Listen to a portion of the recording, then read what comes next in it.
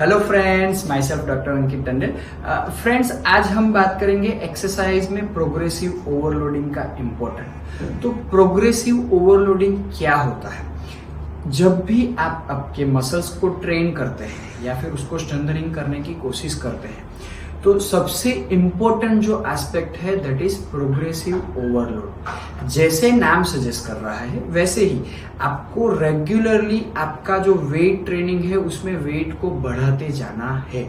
क्यों बढ़ाते जाना है?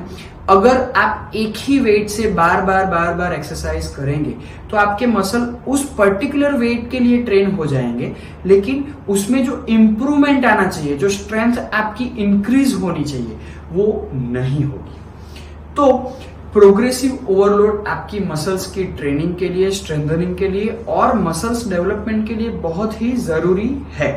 अभी इसमें बात करते हैं फिजियोथेरेपी एस्पेक्ट से, यानी कि जिसको नी पेन है, जिसको बैक पेन है, शोल्डर पेन है, व्हाटएवर, कोई भी बॉडी का कोई भी पेन अगर उसको है तो उसमें हम प्रोग्रेसिव ओवरलोड कैसे करते हैं?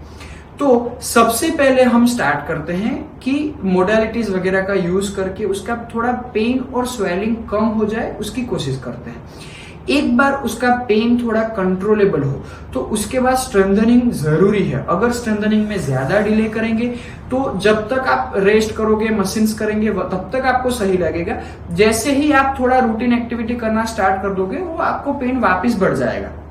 तो मसल्स वगैरह को प्रॉपर ट्रेन, प्रॉपर टाइम पे करना जरूरी है।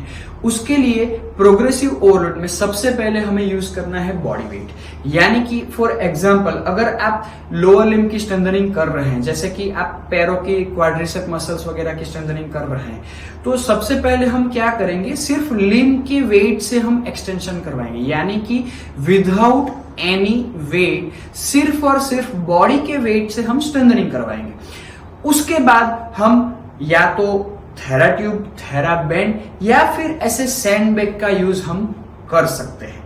तो सैंडबैग क्यों इंपॉर्टेंट है? देखिए, अगर जो बंदा जिम कर रहा है या फिर मसल्स डेवलप करने की कोशिश कर रहा है, उनके लिए क्या है कि जो वेट ट्रेनिंग जो है उसमें वो काफी सारी चीजें जिम में यूज कर सकते हैं। लेकिन अगर ऐसा समझिए कि आप घर पे कुछ करना चाह रहे हैं, आपके एक्यूट नी पेन के बाद अब धीरे धीरे आप उसको प्रोग्रेसिव ओवरलोड देना चाहते हैं, आप स्ट्रेंथनिंग करना चाहते हैं, तो उसके लिए सबसे बेस्ट और सबसे आसान तरीका है ये सैंडबैग। वो 0.5 kg से लेके 1 kg से लेके काफी सारे वेट्स में आपको रेडीली कस्टमाइज्ड अवेलेबल हो जाएगी। तो उससे क्या करना है आपको कि पहले 0.5 kg से स्टार्ट कीजिए, फिर 1 kg से स्टार्ट कीजिए, धीरे धीरे करके आप अपना वेट को बढ़ाते जाइए।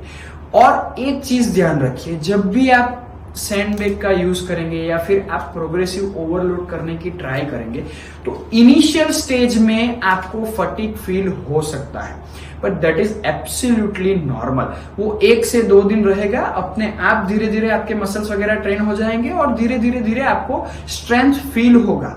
तो प्रोग्रेसिव ओवरलोड से दोस्तों कभी भी घबराना नहीं है, रेगुलर रूटीन करना ही है। अगर ऐसा समझिए कि आप शोल्डर वगैरह का यूज कर रहे हैं, ट्रेनिंग कर रहे हैं, तो उसमें सैंडबैग भी इतना ही इंपॉर्टेंट है, लेकिन जो थेराट्यूब और थेराबैंड है वो आपको थोड़ा इजी रहेगा।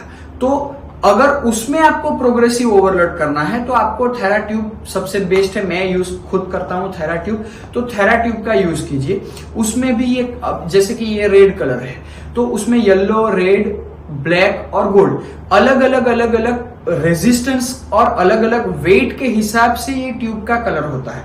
तो आप स्टार्टिंग सबसे बेसिक जो है वो येलो है, तो आप येलो से स्टार्ट कीजिए, फिर धीरे धीरे रेड और ब्लैक की ओर बढ़िए। तो वो आपको क्या करेगा कि शोल्डर और चेस्ट वगैरह की जो स्ट्रेंथनिंग है उसमें काफी आपको हेल्पफुल होगा।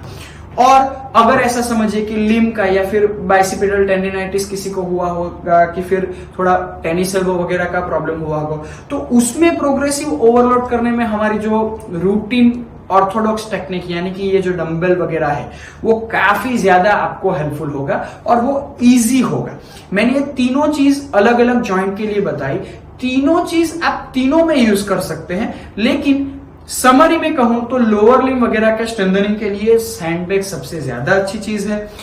शोल्डर और चेस्ट वगैरह के लिए थेराट्यूब या थेराबैंड अच्छे हैं, इजी है, अच्छे तो नहीं कह सकते लेकिन इजी है। और अपर लिम या फिर एल्बो का ट्रेनिंग करना हो, रिस्ट का ट्रेनिंग करना हो, तो उसके लिए जो ये डंबल है वो सबसे ज्यादा इजी है। तो दोस्तों रेगुलर वेट्स का यूज कीजिए, रेगुलर स्ट्रेंथ बिल्ड कीजिए। और अगर आपको ये हमारा वीडियो अच्छा लगा हो तो सब्सक्राइब कीजिए। आपकी लाइक और कमेंट हमें अच्छे वीडियो बनाने के लिए मोटिवेट करते हैं। Thank you.